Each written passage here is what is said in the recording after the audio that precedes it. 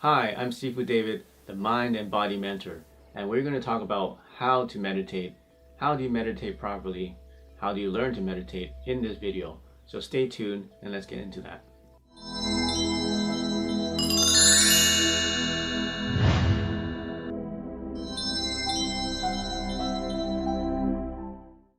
So I have been meditating since I was 10 years old. And back then I didn't even know that it was meditating. I was just doing it maybe because it was just a natural thing to do. You can call it similar to prayer. You can call it similar to imagination. But then I learned I was doing meditation since I was 10 years old. And it's only recently in the last few years that I've actually trained and studied how to meditate. But I think meditation is a very natural thing because we feel naturally, we can feel forces beyond our person. We can feel forces beyond what we can see. So meditation helps us to connect with those forces in a natural way. So I've studied different types of meditation: Qigong meditation for martial arts, yogic meditation, Merkaba meditation, heart meditation, lots of different kinds of meditation that involves different things. And I found things that really work well together from different disciplines and different religions or different kinds of practices. So I've narrowed down meditation into three different aspects. So the first aspect is light, the second aspect is sound, and the third aspect is motion. So first let's talk about light. What is light? Light is a frequency, and without light we cannot see. And without light, we cannot see something as an object, or something is such a color, or something is bigger, or something is smaller. We need light in order to give us the information in our brains in order to see and be aware of what's around us. So one of the milestones of meditation is to be able to see without using your eyes. So what I mean by that is to see with your mind's eye, to use your mind's eye to be able to view such a thing. In everyday living, we have to use our eyes to see what's in front of us. We're looking at the computer screens, we're looking at our phones, we're looking at the road when we're driving. We open our eyes so that we can see. But then what happens is that we're using just the frontal lobe of our brains and all of our focus on the front part of our brains. Well, what we want to do is we want to get that awareness away from the front of our brains and move it to the back, move it back to the middle so that we have it in where our pineal gland is. A pineal gland is actually the organ or the gland that produces luminescent chemical in your mind, in your brain. And the more you train and more you activate your pineal gland, also known as your third eye or awaken your third eye, the more light you'll be able to see when you close your eyes. For example, when I'm sleeping or when I'm meditating, I have my eye mask on, I turn all the lights off, and I'm seeing all this bright light inside of my mind, and I'm checking my eye masks and checking the lights, and the lights are all off, and the eye mask is nice and secure. There's no light leaking through. They're nice thick eye masks. It's at nighttime, but I close my eyes and I can see all this light, all these colors.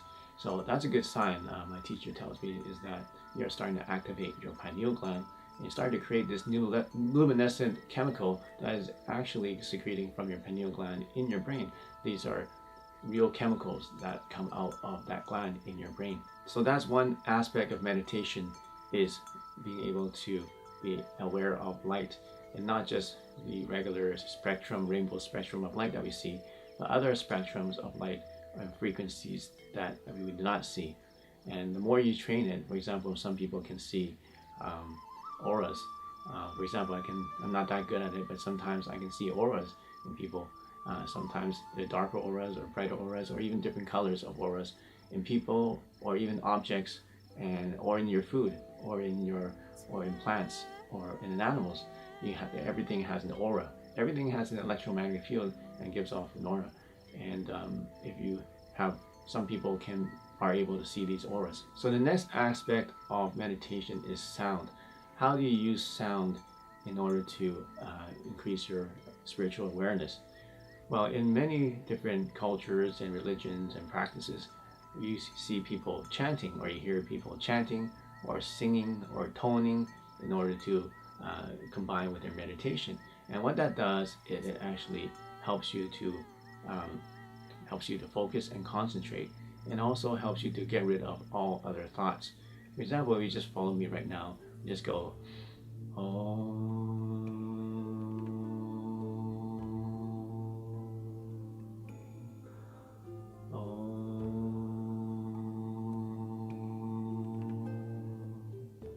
If you do that for a few minutes, you feel that if you just focus on your voice, focus on the sound of your voice, focus on the breath that you're taking, and focus on the breath coming out, you begin to start to lose all those extraneous thoughts that are happening in your mind, and you begin to have more control over that monkey mind that keeps wanting to latch onto things. So that's one way of doing it, is just doing a simple chant when you are meditating, in order to get focused and to get rid of the distractions that you may have in your mind, these thoughts that are running rampant in your mind. So that's one way of using the chants. There's also ways of using sound to raise your energy level. For example, you can start and then start going higher and higher with your voice, and that itself will raise your body energy level, raise your electrical level, just by doing ho ho ho ho ho ho. Basically is a vocal drill. Even singers use this, actors use this whenever they want to warm up. They would go from a low pitch and go ha ha ha ha ha ha, and then go up in tone like that. So that's one way of increasing your body energy. Why is body energy important? You need to have this electrical energy running through your body in order to activate those chakras, in order to activate your organs and your glands, and your brain and your pineal gland. So all the organs need to be working, and all the chi needs to be flowing, and that's the base of starting to really be able to go and meditate deeply, and to use those meditating organs and meditating devices in your body in order to achieve higher levels of spirituality. So the next aspect of meditation is movement. And by movement, there's more than one kind of movement. So most people would think of movement will be just the movement of the hands. And you can see this in Tai Chi, you can see this in Qigong, you can see this in Qigong, right? You can see the movement. But then that's just external movement. What other kinds of movement are there? There's also the movement of breath. Okay? Because when you're breathing in, you have the movement of air into your body, and then you also have the movement of air out of your body. So that's also movement. And there's also another kind of movement that's very hard to see, and you probably won't even see. It's the movement of your consciousness throughout your body, and the movement of your electromagnetic pulses through your body. So if you study Qigong and you practice for a long time, you start to feel sensations through your body. For example, you can feel the heat in your hands. You can feel tingling in your hands. You can feel heat throughout your body. You can feel tingling sensations through your body, similar to Kundalini energy in the Kundalini yoga. You can feel the energies going up your spine, up your entire spine, up the back of your head and such. So that you can train over time, and that's movement that you can feel inside of your body, and that's movement that's not even visible. So those are different kinds of movement, and those are all very important in meditation, to learn about movement. So what we do in Qigong, for example, is we make the movement outside, so we can feel the movement. Okay, we make the movements outside of our body. We can see the movements. And now when we see the movements, we want to combine it with the intention and awareness. So for example, this is the Grand Tai Chi movement. I'm just making this big circle in torus shape with my hands. And as I'm bringing it down, I'm using my fingers to guide the energy, and then change the awareness of where my energy is, wherever my hands move. So when I move my hands up, I have my awareness up. I'm looking up at my hands. When it reaches my head, I feel it on my head, and it reaches my nose. It goes down to my nose, then to my neck, then to my chest, then to my solar plexus and my stomach and my hips and my legs, my knees, and my toes. So by doing that, you are changing the awareness, and then using your hands to guide that energy and to guide that awareness. So once you do that a lot, for many, many days, many, many months even, then you can do it without even moving. You can just use your mind and experience the same awareness, changing your awareness with just your mind without using your body. and you can just move that energy through your body without having to move your body. Okay, so now we go from the external movement into the internal movement, and the more you do that, now you can start to control the movement of that energy through your body. Eventually, you don't even need to be moving. You can just be closing your eyes and be able to move that energy from different parts of your body, from one part of your body to another. So if you want to learn more about that, about the chakras and how that works, you can watch my video about what are chakras. And one way of using that technique is to be able to move the energy from chakra to chakra. So in that video that I did, I talked about the different purposes of the chakra and the locations of the chakras. So the next level of that is eventually you want to be able to move energy from one chakra to another, okay, and different directions too. All right, so that's one major aspect of meditation is movement, being able to feel the energies and be able to manipulate those energies throughout your body and throughout your mind, inside of your body. So here's a summary of what I just talked about. So from my experience, there are three main aspects of learning how to meditate. Light, being able to control what you see, and vibrations and frequencies, light frequencies.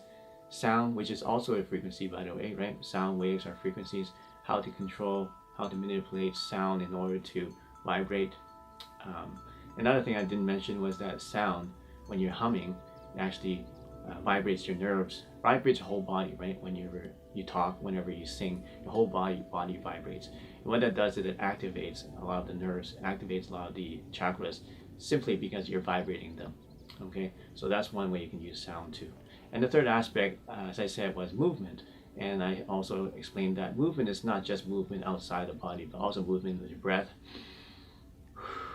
in and out of your body, and also movement of your intention and movement of your awareness, and the electrical field around your body.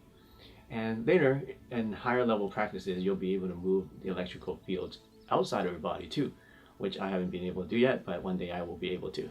So I hope you enjoyed this video. You probably have a lot of different questions about how to meditate. This is just an overview, and if you want to learn more about how to meditate, please like this video, make a comment, tell me what you want to learn about, tell me what you think, what are your thoughts about this, and share this with your friends, and subscribe to this channel to get more lessons on science and technology and meditation and spirituality, all combined into one. So we'll see you soon in the next lesson. And yes, we're giving away these free DVDs, Ancient Qigong Secrets for Mind and Body.